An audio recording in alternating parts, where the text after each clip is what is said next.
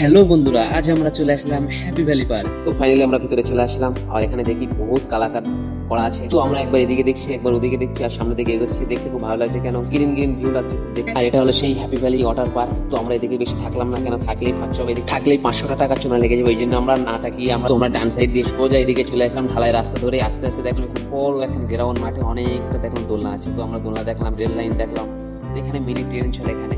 আর rail লাইনটা আপনাদেরকে ভালোভাবে দেখানোর চেষ্টা করবো যতটা হয়।